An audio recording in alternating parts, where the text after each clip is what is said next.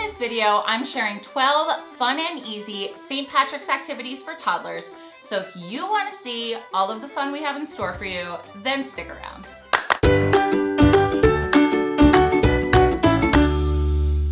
Hey everyone, it's Jess from The Innovative Mama. If you're new here, I am a former early childhood teacher turned work from home mom who is on a mission to help moms of little ones navigate the world of early motherhood. On my channel, I share helpful info on pregnancy, parenting, and fun and easy early childhood activities that you can do at home with your little one. I would love for you to join our mom squad by clicking the subscribe button along with the notification bell so that you never miss an upload. Today's video is extra special because I am so excited to announce that I have been working on a play-based curriculum for toddlers ages 18 months to 3 years, which is called the Tiny Tots Toddler Curriculum.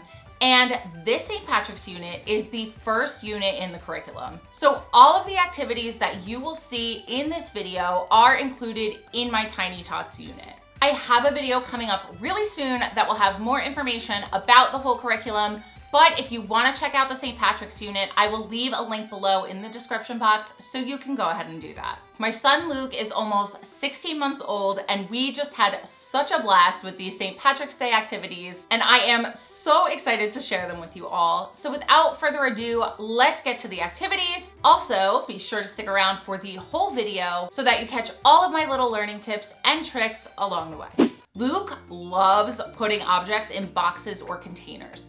This activity was really easy to set up and is great for fine motor practice. I just took an old oatmeal container and wrapped different colors of construction paper around the outside of it to resemble a rainbow. Then I cut a slit in the lid. I grabbed some plastic gold coins that I picked up from Amazon and had him drop them in the top of the container. Simple, but great for strengthening those little hands and for hand-eye coordination as well.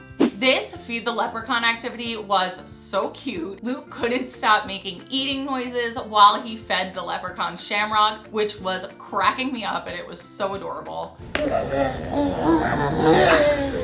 This is the leprechaun head printable that's included in my Tiny Tots St. Patrick's unit. I went ahead and attached it to a small cardboard box and cut a slit in the mouth, and then printed the shamrocks from the unit, but you can use like plastic coins or other themed objects too. Then you just have your child feed the objects to the leprechaun. I love sticky walls and so do toddlers. We taped a piece of contact paper to the wall with the sticky side facing out. Then we cut the outline of a shamrock and placed it on the contact paper. I had Luke tear up some paper before having him stick the pieces to the inside of the shamrock. You can also use tissue paper for this activity and tape the contact paper to the sliding glass door, which will let the light through and give a stained glass effect. Either way, this is a great fine motor activity, and if you let your little one tear up the pieces of paper beforehand, then that's a bonus.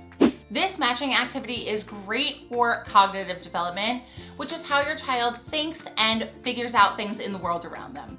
So I printed 2 copies from the Tiny Tots St. Patrick's Day unit, then laminated both of them before cutting up the pieces of 1 copy. I had to offer some support to Luke for this activity because he's only 15 months old, but overall, he got the beginning concepts of matching down pretty well. You can also turn this into a memory game if your child is a little older by cutting out both copies and selecting a couple of pairs to mix up and turn over before having your child try and flip over 2 at a time to find the matching pairs. Next, we have a rainbow pasta sort. So to prep this activity, you need to dye some pasta.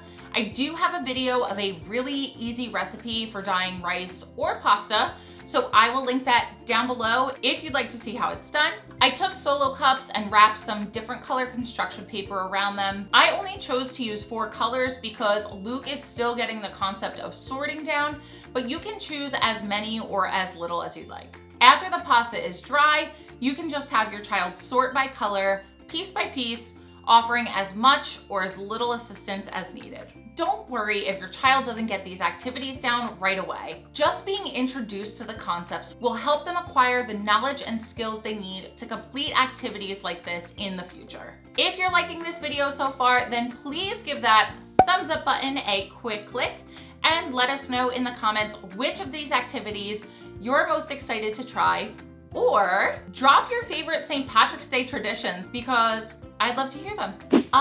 Sensory bins.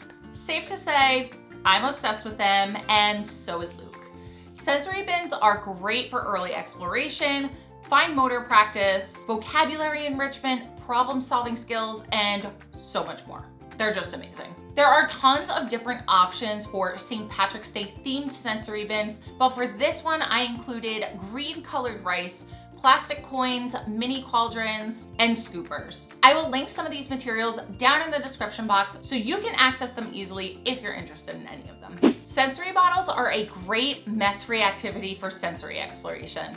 I have a bottle with rainbow pony beads that I pulled out for a sound bottle, and then I also made a liquid bottle using water, green food coloring, green and gold glitter, and shamrock confetti. Again, you can put any themed objects that you'd like in your sensory bottle. These materials are just what I chose. This shamrock hide and seek activity was such a hit. Luke loved running around the house and grabbing the shamrocks off of the walls.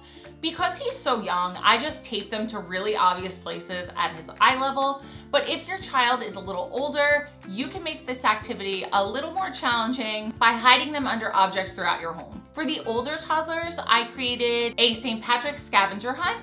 There is a recording sheet to accompany this activity in the unit that kids can use to check off the objects as they find them. Either way, both of these activities are great for getting those little legs moving. This rainbow relay gross motor activity was so simple, but Luke loved it. If your toddler is on the younger side, you can keep this really simple. I set up 2 baskets on opposite sides of the room and threw in some different colored pom-poms in the one.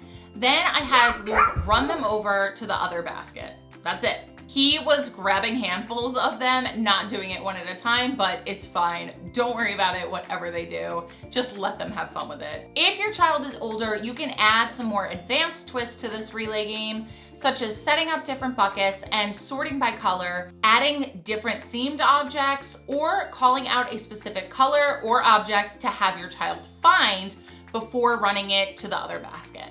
Next, we have a rainbow obstacle course. For this activity, we set up multiple colors of crepe paper across the room, then had Luke crawl under them to the other side. I thought for sure he was just going to rip them down, but after watching my husband Mike demonstrate what to do, he crawled through with ease multiple times, which was so surprising to me, but really cool to watch. If your child is a little older, feel free to get creative with this.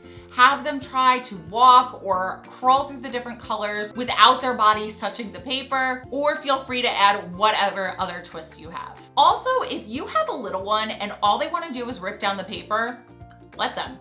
They're still working those large muscle groups, which is what this activity is all about. You can even extend it and talk about which colors they're touching as they rip the pieces down. You can also have your toddler help clean up this activity by telling them to take down one color at a time and labeling each color as you go through them. I don't know what it is, but I love using non-art materials for art projects. For this St. Patrick's craft, we cut the end off of a green bell pepper, dipped it in some green paint, and then stamped it on white paper to make some simple shamrocks. I helped Luke paint a little stem on the bottom of each one after we were all done, but this just made for a super simple yet cute St. Patrick's craft. Dot markers are such a great tool, especially for little artists. We just painted the rainbow templates from the Tiny Tots unit. There are both black and white and colored options available in there. Then I just helped Luke to stamp them on the paper. He actually did pretty good with this for his first time working with dot markers, and even stayed on the dots fairly well after I was showing him how to do it. But do-a-dot activities are great for strengthening hand-eye coordination as well. For even more St. Patrick's Day toddler activities, definitely go ahead and check out the link in the description box for my full Tiny Tots St. Patrick's unit.